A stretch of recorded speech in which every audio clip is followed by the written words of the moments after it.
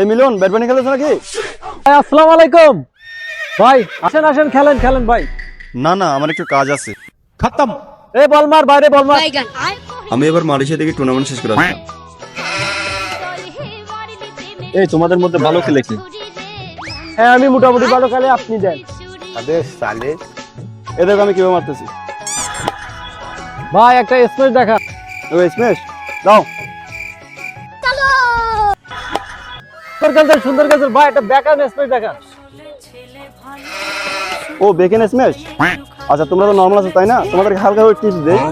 এই পুরোটা ওই কর্নার দিবা। ভাই ওখানে দিচ্ছি তাহলে কর্নারে। A few moments later.